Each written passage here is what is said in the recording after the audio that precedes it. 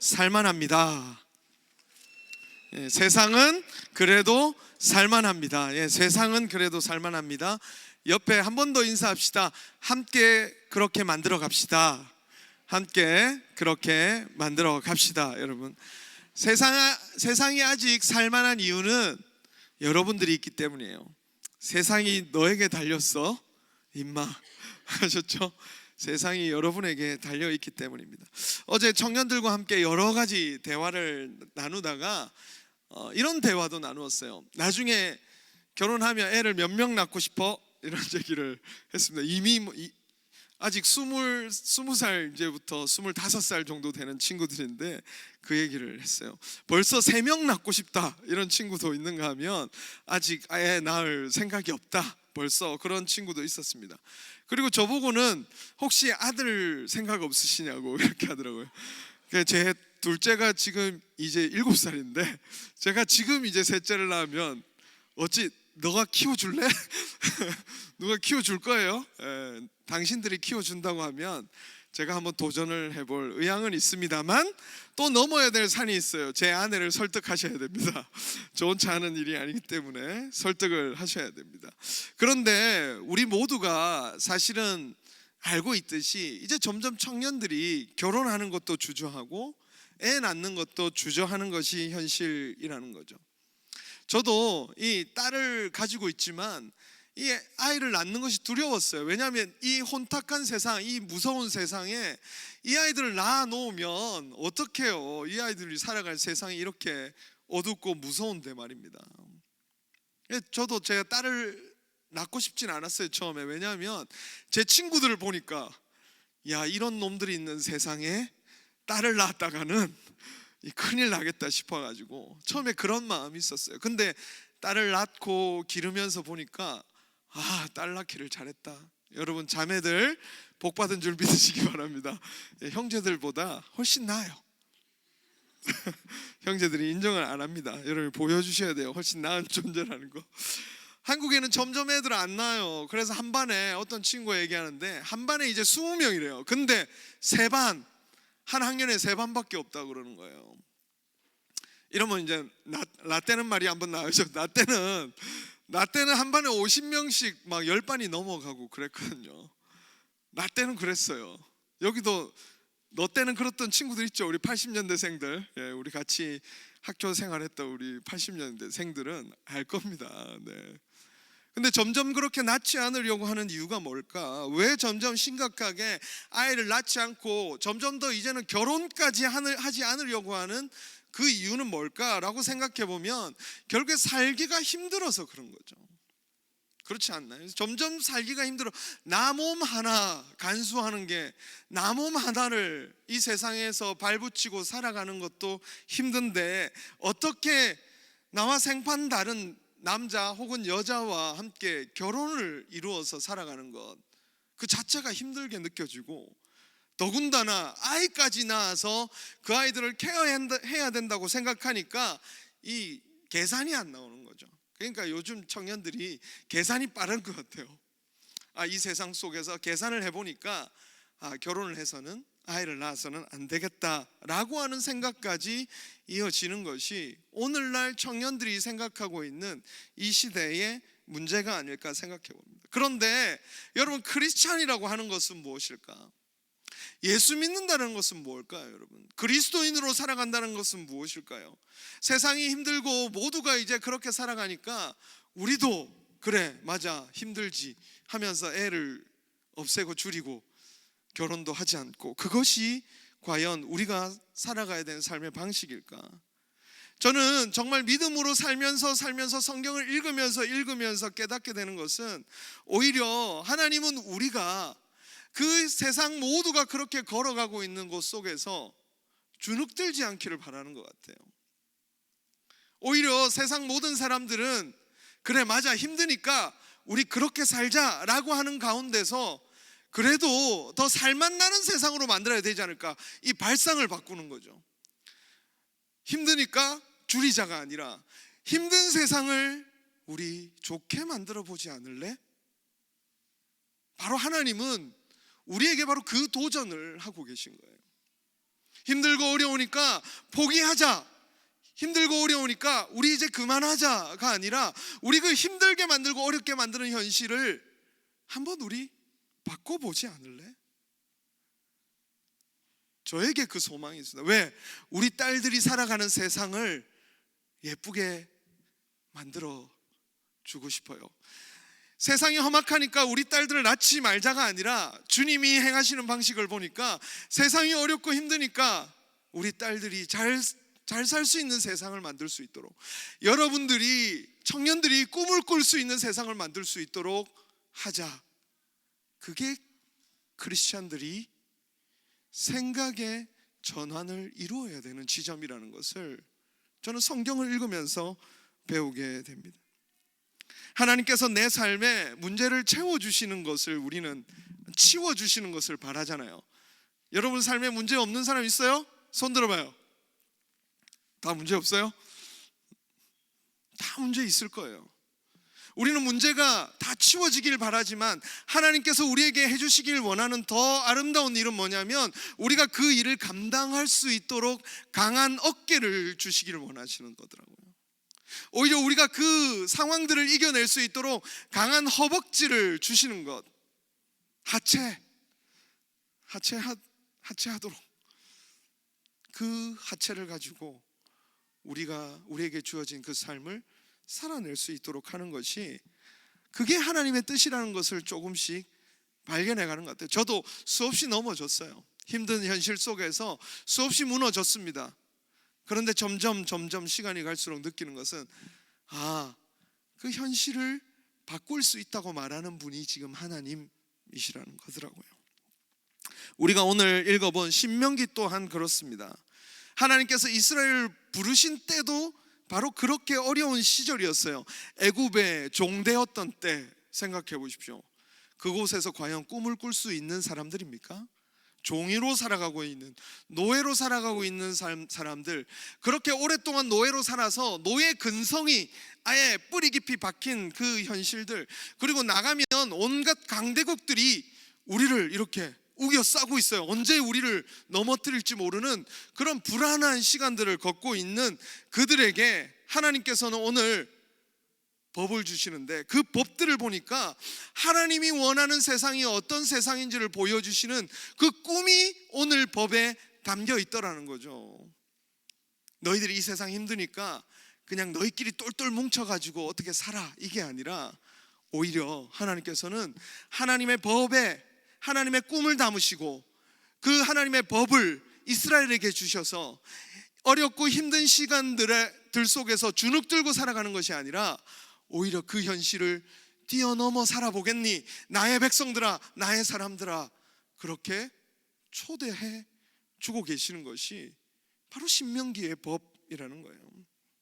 하나님께서 이루실 세상은 어떤 모습인가, 어떻게 하나님은 하나님의 백성들의 이 세상 속에서 살아가기를 원하실까?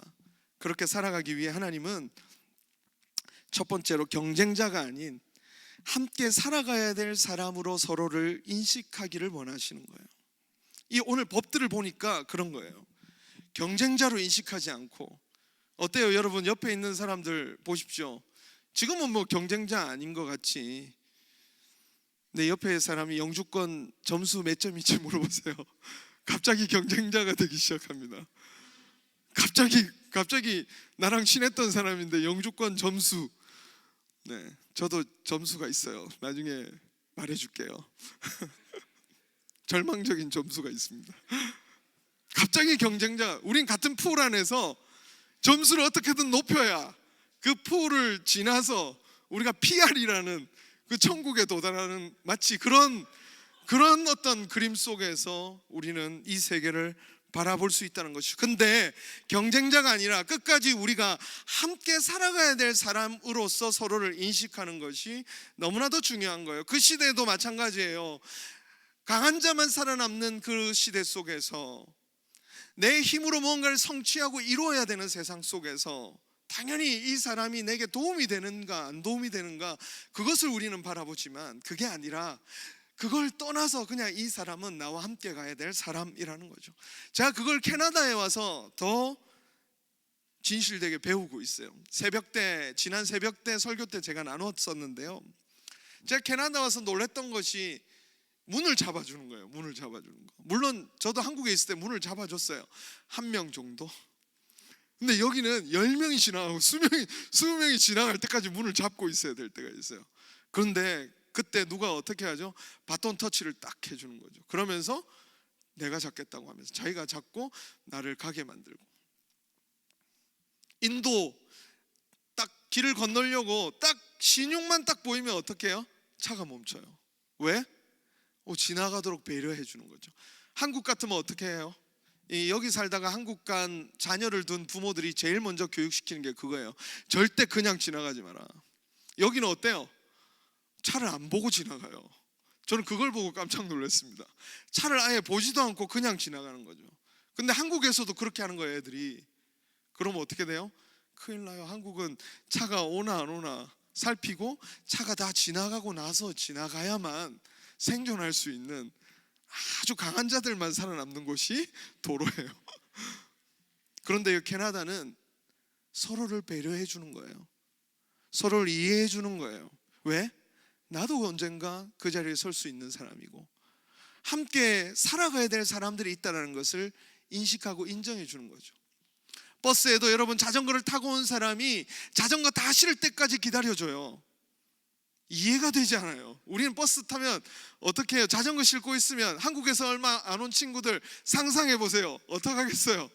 소리 지르고 난리 나죠, 아저씨들이. 지금 뭐 하는 짓이냐고 이러면서. 절대 용납될 수 없는 일이거든요. 근데 여기서는 우리가 함께 가야 된다는 것을 아주 당연하게 인식하도록 저에게 만들어 주었습니다. 오늘 본문에도 이 하나님의 법들은 그것을 인식하도록 만들어 주는 거예요. 우리는 함께 살아가야 되는 사람들입니다. 이웃이 여러분 소나 양이나 돼지를 잃어버렸어요. 길거리에 가다가 내가 누군지 주인은 모르겠는데 소나 양이 그냥 길에서 막 헤매고 있는 거예요. 그러면 어떻게 하라고요? 그 소나 양의 주인을 찾아줘라는 거죠. 심지어는 어떻게 합니까? 주인이 누구인지 모를 때는 어떻게 하라고요? 집에 데리고 가래요. 집에 데리고 갔는데 얘가 막 배설을 막 싸면 어떡하죠? 그것까지도 고려하고 이해하고 배려하면서 그것을 해주라는 것입니다. 모른 채 하면 그만이지만 우리가 그것까지 상대가 그것을 잃어버린 경우를 생각하며 그 삶이 얼마나 힘들어질까, 어려워질까. 왜냐하면 소나 양은 재산이거든요. 그 사람의 생존 수단이에요. 우버하는 사람에게 여러분 차가 없어졌다 생각해 보세요. 큰일 나죠. 차는 생존 수단이기 때문입니다. 여러분, 우리의 시간이 손해를 볼 수 있는 거예요. 왜냐하면 그걸 찾아주는 동안 우리는 내가 해야 될 일을 하지 못해요. 심지어 집안에 들어와서 내 집에 있는 사료들을 다 먹어치워요. 내 재산에 손해가 나요. 내 이익이 줄어들어요. 그런데 그 일을 주님께서 하라는 이유는 너와 내가 함께 살아가야 될 세상이기 때문인 거예요. 나만 아니면 돼. 이거 예전에 이제 그 TV 프로그램 중에 예능 프로그램에서 아주 잘 나오던 그런 멘트였어요. 나만 아니면 돼. 경쟁에서 이겨서 나만 지지 않으면 돼. 나만 밖에서 지침 안 하면 돼. 이런 프로그램이 있었어요. 근데 여러분, 그게 계속 유지가 됩니까? 언젠가는 그도 게임에 져서 경쟁에서 패배해서 밖에서 자야 될 때가 있고 차가운 물에 들어가서 입수해야 될 때가 오는 거죠. 인생이라는 것은 결국 언젠가 돌고 돌아 우리도 그런 상황에 놓여질 수 있고 우리도 언젠가 힘든고 어려운 상황에 놓여질 수 있기 때문에 우리는 지금 당장 함께 가야 되는 그 존재를 돕는 거예요. 왜? 그래야 세상이 살만해지는 거죠. 우리의 아들들이, 우리의 딸들이, 여러분들이 걸어가는 세상은 조금 더 밝아질 수 있기 때문입니다. 제가 텍스 신고를 이제 4월까지 해야 되는데 이 텍스 신고를 하는 걸 잘 못해요. 근데 또 회계사에게 돈을 주고 맡기자니 돈은 좀 아껴야 되겠고, 근데 제 소식을 듣고 어떤 친구가 목사님 제가 해주겠습니다 하고 어떤 친구가 해주겠다는 거예요. 그 친구랑 막 이렇게 얘기하면서 제 텍스 신고를 막 하고 있는데 저에게는 최신 정보가 하나 있었어요. 그게 뭐냐면 이번에 여러분 그 작년에 여러분이 렌트비로 냈던 것들도 텍스 신고하면 돈을 받을 수 있습니다. 근데 그 친구가 회계사인데 그 정보를 모르고 있는 거예요. 그래서 제가 가르쳐 줬습니다. 그 친구가 연락이 왔어요. 나중에 목사님 덕분에 400불을 벌었습니다. 여러분, 그 친구는 저 때문에 저 때문에 돈을 벌었어요. 저도 그 친구 덕분에 제가 텍스 신고를 하고 돈을 많이 벌었어요. 여러분, 우리 집에 아내한테 허락 받고 얘기하겠습니다. 우리 집에 다음에 허락 받고 놀러 오세요. 네, 맛있는 거 해드릴게요. 우리가 언젠가 도움을 주고 도움을 받고, 빌립보서는 이렇게 얘기합니다. 2장 4절인데요. 각각 자기 일을 돌볼 뿐더러 또한 각각 다른 사람의 일을 돌보아 나의 기쁨을 충만하게 하라. 어떻게 하는 게 충만하다고요? 내 일을 돌보는 것만이 기쁨이 충만해지는 일이 아니라 다른 사람의 일을 돌보아야만 그 사람의 기쁨이 완전해진다는 사실입니다. 여러분, 우리가 이 세상을 살아가면서 내 행복을 추구하는 것이 여러분 그게 참된 기쁨이 아니라 성경은 분명히 얘기하고 있어요. 다른 사람의 행복과 기쁨을 돌아보는 것이 내 행복의 완성이다 라는 거죠. 여러분, 진짜 행복하고 싶다면 여러분의 삶만 돌아보지 말고 내 옆에 있는 사람들, 그 사람들도 돌아볼 수 있길 바랍니다. 저는 여러분들이 그런 세상에서 살았으면 좋겠어요. 여전히 살기 힘들지만 서로 지탱해주고 서로 도와주고 서로 섬겨주고, 아주 작고 사소한 것이지만 그것들 때문에 꺼져가는 불이 다시 켜지고, 다시 세상의 불이 꺼지려고 할 때 다시 켜지고, 여러분의 삶이 바로 그렇게 세상의 불을 꺼뜨리지 않는 삶으로 살아갈 수 있었으면 좋겠습니다. 여러분의 삶이 아마 다 불안정할 거예요. 청년 때만큼 불안한 시절이 없잖아요. 왜? 정해진 게 하나도 없어. 내 옆에 있는 이 놈이, 내 옆에 있는 이 여자가 나랑 평생 갈지도 모르겠고, 내가 지금 다니고 있는 직장이 나를 끝까지 받아줄지도 모르겠고, 모두가 불안한 상황이잖아요. 근데 서로를 그런 불안함 속에 있다는 사실을 알고, 그 불안함에서 늘 자기만 생각할 수밖에 없는 것이 사람이잖아요. 나만 늘 힘들다고 생각하는 게 사람이잖아요. 그런데 다른 사람을 돌아보기 시작할 때 우리는 그곳에서 새로운 기쁨의 완전체를 누리게 될 것입니다. 여러분, 또 하나 오늘 하나님의 법이 중요하게 가르쳐 주는 것이 있는데, 주님은 우리가 함께 살아가야 된다는 것을 인식하지 못할 때 그것은 위험한 상황을 또한 불러올 수 있다, 초래할 수 있다라고 우리에게 경고하고 보여주시는 거예요. 함께 살아가야 된다는 것을 인식하지 못할 때 그거는요 반대로 부메랑이 되어서 우리의 삶에 어려움으로, 위험으로 찾아올 수 있다는 것입니다. 오늘 본문에 또 하나 명령이 나오는데, 길을 가다가 둥지에 있는 새를 먹을 때, 새를 잡을 때 어미새와 새끼새를 둘 다 취해서는 안 된다는 거예요. 그래서 새끼새만 취하라. 저는 새끼새만 취하라는 것도 약간 잔인하게 들리긴 해요. 그런데 뭐예요? 우리에게 그걸 잡아먹을 수 있는 은혜를 주셨어요. 그런데 어떻게 하라는 거예요? 선을 지키라는 거죠. 다 잡아먹어버리는 것은 잔인한 행위고, 우리가 너무 욕심을 부리는 행위가 될 수 있기 때문입니다. 탐욕은 어떤 특징을 갖고 있습니까? 절대 미래를 상상하지 못하게 만들어요. 여러분들이 지금 먹고 싶은 거 눈앞에 있으면 먹어요. 그럼 어떻게 돼요? 살쪄요. 아주 간단해요. 아주 간단한 원리입니다. 그런데 여러분, 먹고 싶은 것이 막 많아서 먹으려고 할 때 그것을 잊게 만들어요. 살찌는 것을 잠깐 잊어요. 그 순간은. 그게 탐욕의 특징이라는 거예요. 어떤 친구가 저한테 자기처럼 되라고 이렇게 아까 축복을 해주더라고요. 자기가 지금 90kg가 넘는데 나보고 빨리 90kg 넘는 대로 넘어오라고. 저 조금만 더 있으면 그렇게 될 것 같아요. 여러분, 먹으면 살쪄요.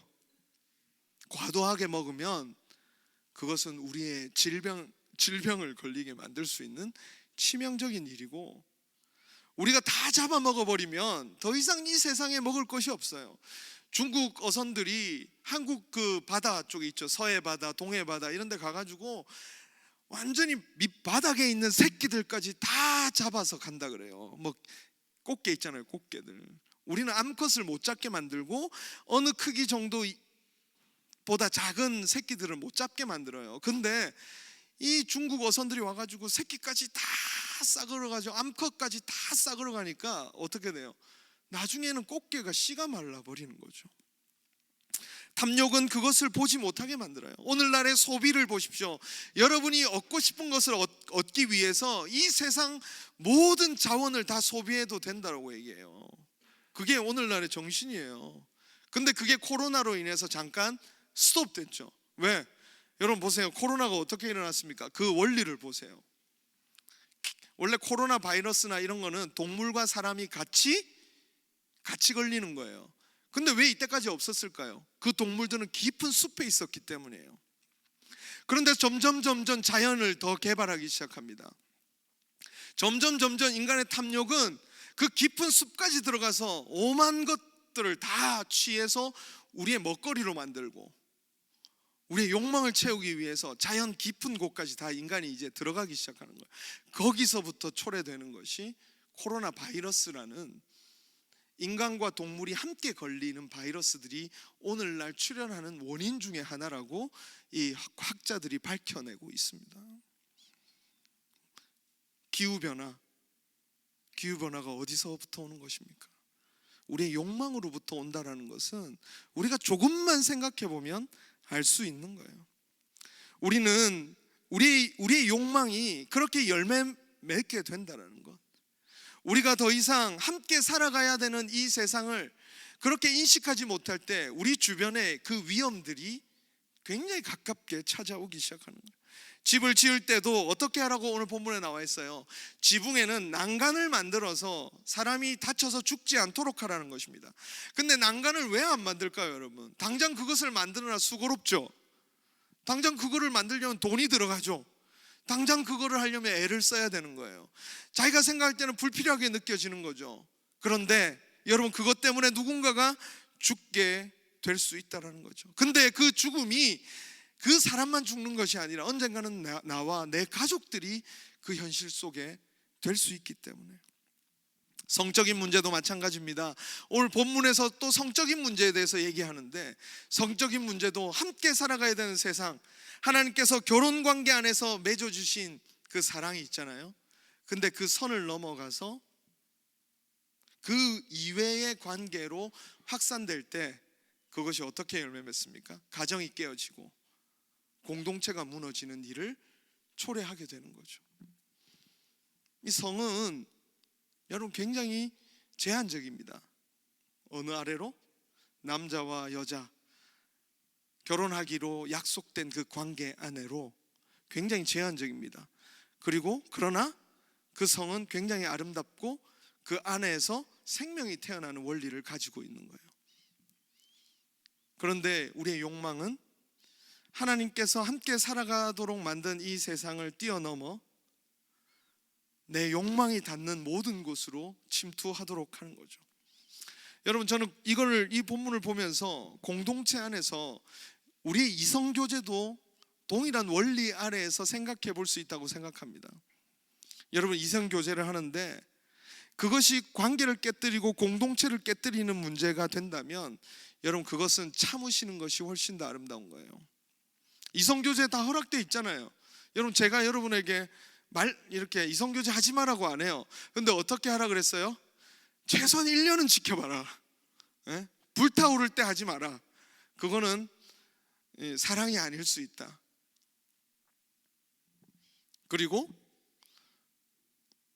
만약에 헤어지게 되면 시간을 가질 필요가 있다.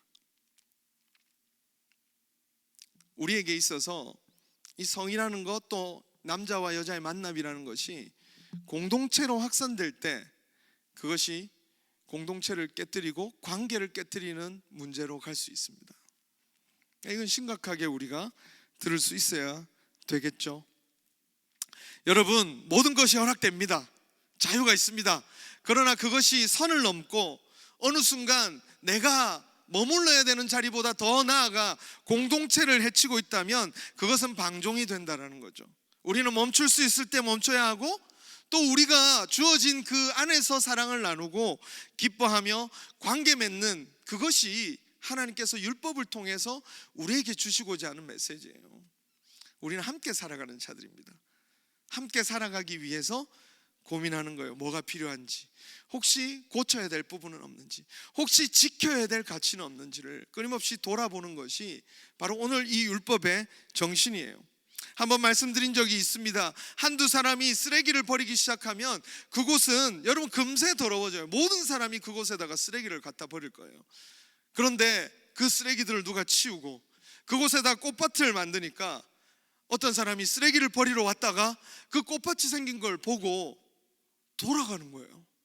저는 그걸 보고 굉장히 충격적이었습니다. 늘 뇌리에 남아있어요. 누군가는 그 일을 해줘야만 그 쓰레기장 같은 곳이 다시 변화될 수 있구나라는 것도 깨닫게 됐습니다. 중간에 그것을 누군가 멈춰줘야 되는데 멈추지 않는다면 우리가 살아가는 이 세상이 더 이상 아름다워질 수 없어요. 여러분, 양보라는 거 생각해 보십시오. 문을 잡아주는 거 생각해 보십시오.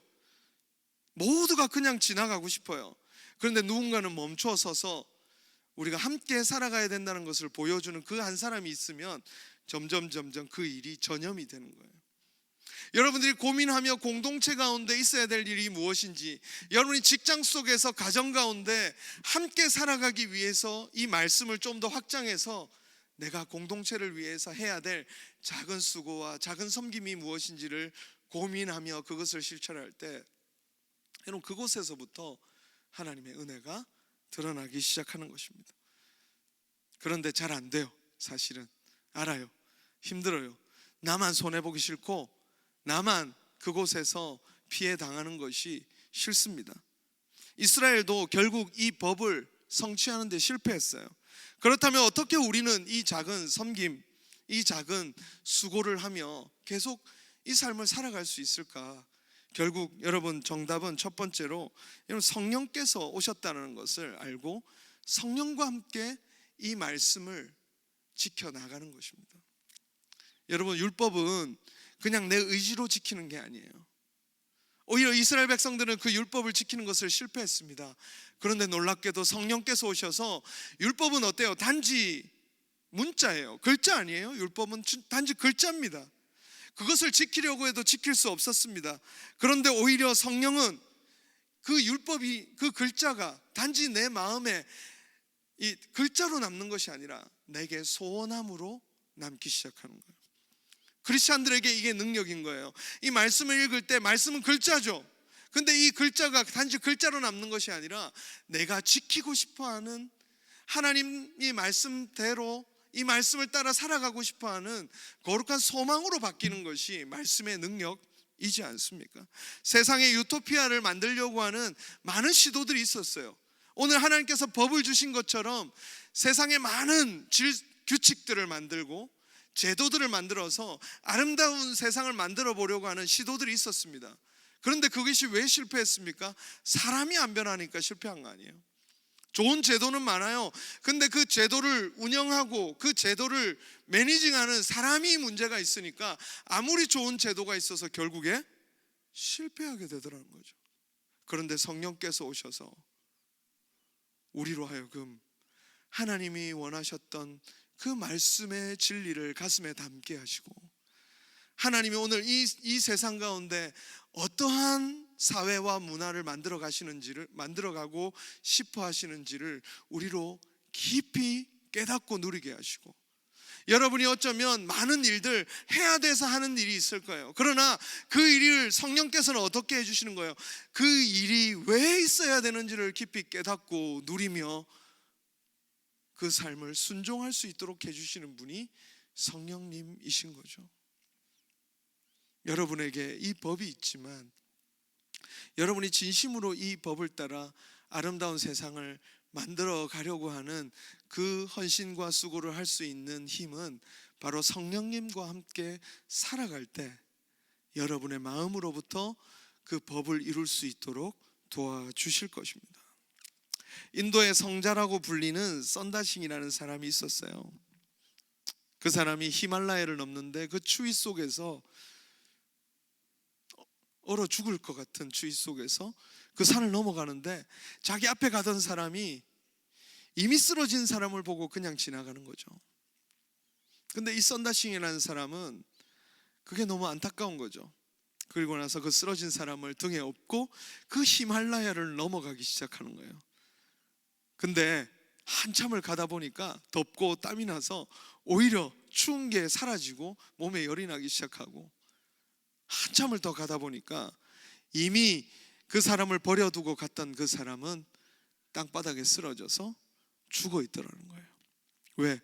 혼자 가다 보니까 그 추위 속에서 결국 쓰러져서 죽어버렸다는 것입니다. 여러분, 성령께서 오늘 우리에게 맡겨주시는 일, 우리에게 소원으로 주시는 그 일들을 붙잡고 나아갈 때, 여러분, 그 일은 오히려 능력이 돼요. 그게 당장은 손해보는 일 같고, 그게 당장은 내가 할 수 없는 일 같이 느껴지지만, 성령님께 내 삶을 맡겨드리고 또 맡겨드리기 시작할 때 그 일은 어느 순간 우리의 삶에서 열매 맺기 시작하는 때가 올 것입니다. 여러분, 예수님은 이 비참한 현실 속에 그렇게 오셔서 자신을 던지셨어요. 근데 어떻게 그렇게 낭비할 수 있습니까? 하나님의 법을 이 땅에 심기 위해서 오셨어요. 근데 어떻게 자신을 그렇게 낭비할 수 있습니까? 하나님이 채우실 것, 하나님이 그 일을 통해 이루실 것을 믿기 때문이죠.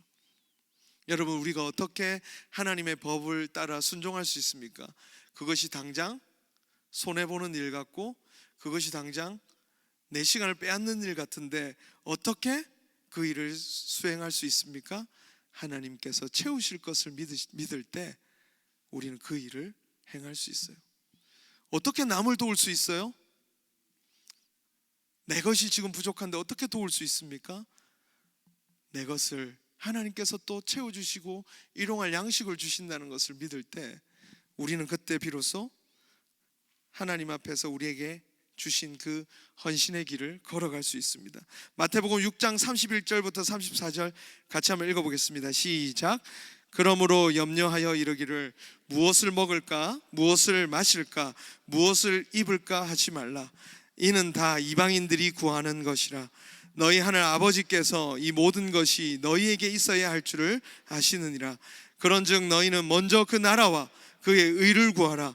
그리하면 이 모든 것을 너에게 더하시리라. 그러므로 내일 일을 위하여 염려하지 말라. 내일 일은 내일이 염려할 것이요 한날의 괴로움은 그날로 족하니라. 주님이 채우신다는 거예요. 그 나라와 그 일을 구하기 위해 내게 주어진 그 삶을 살아가는 삶에는 뭐가 있다고요? 주님이 채우시는 은혜가 있다는 것입니다. 이걸 믿을 때 비로소 낭비할 수가 있는 거예요. 비로소 내 삶을 드릴 수 있는 거예요. 비로소 내 시간을 내어놓을 수 있는 거고, 비로소 내가 가진 것들을 내어놓을 수 있는 거예요. 비로소 여러분, 우리의 옵션에 하늘이 추가되는 거예요. 예전에 하늘이 옵션에 없어. 근데 옵션이 생긴 거죠. 하늘도 열려 있는 것입니다. 사랑하는 여러분, 이 일을 위해서 하나님이 책임을 가지고 계시고 하나님이 목숨을 걸고 이 일을 하고 계십니다. 가장 중요한 것은 그거예요. 왜 우리가 이 일을 할 수 있는가? 우리보다 더 열정으로 이 세상을 선하게 바꾸기 위해 하나님이 일하고 계시다는 것이 바로 우리가 이 일에 뛰어들 수 있는 가장 중요한 이유라는 사실입니다. 로마서 8장 32절 말씀 다시 한번 같이 읽어보겠습니다. 시작. 자기 아들을 아끼지 아니하시고 우리 모든 사람을 위하여 내주시니가 어찌 그 아들과 함께 모든 것을 우리에게 주시지 아니하겠느냐. 여러분, 우리가 두려운 일이 있습니다. 여러분, 우리가 이 일을 행하면 내게 당장 머리가 계산이 빨리 돌아갑니다. 이 일을 하는 것이 내게는 손해요, 낭비요, 또 내게는 두려운 일일 것입니다. 그러나 여러분, 하나님이 이 일을 이루시기 위해 자신의 아들을 주셨고, 여러분, 자신의 아들을 주신 분이 다른 모든 것들을 동원하여서 이 일을 이루시기 위해 우리에게 은혜를 주시지 않겠습니까? 사도 바울은 그렇게 그 성도들을 초청하고 있는 거죠. 여러분, 목숨 걸고 일하는 사람은 여러분 당할 수가 없어요. 근데 하나님이 목숨 걸고 이 일을 이루시기 위해 아름다운 세상을 만들고 여러분이 살만한 세상을 만들기 위해서 일하고 계시는 거예요. 그러니 여러분도 그 일에 나서시기 바랍니다. 아주 작은 헌신, 작은 수고, 사실 아주 작은 일이에요. 함께 살아가는 일을 생각하라는 것입니다. 그 일을 시작하라는 것입니다. 그 일을 이루시는 분이 하나님이시기에 결국 여러분의 삶을 통해 여러분 그 일을 이루실 거예요. 하나님이 그것을 작정하셨고 하나님이 그 일을 이루시기 위해 지금도 일하고 계세요. 그러니 여러분 주눅들지 마십시오. 두려워 마세요. 여러분 이렇게 살아가면 나 혼자 손해보는 것 같이 느껴질 때도 있지만 여러분 도전해 보십시오. 하나님이 채우실 것이고 그 일에 성령께서 함께 해주실 것이고 무엇보다 그 일을 먼저 이루기 시작하셨고 마침내 이루실 하나님을 만나게 되는 시점이 올 거예요. 그러면 하나님께서 이렇게 칭찬해 주실 거예요. 착하고 충성된 종아, 잘했다. 지금까지 잘 왔다. 나의 일에 수고하였으니 너에게 줄 상이 크다. 이렇게 말씀하실 것입니다. 여러분 모두가 그 상을 받길 바랍니다. 모두가 여러분 그 상을 받고 여러분이 살아가는 세상 속에서 그 상을 받기 전에 이미 살만한 세상에서 우리가 같이 함께 그것을 누리며 살아갈 수 있는, 또 상을 먼저 받을 수 있는 저와 여러분 될 수 있기를 주님의 이름으로 축원합니다. 우리 같이 이 시간 찬양합니다.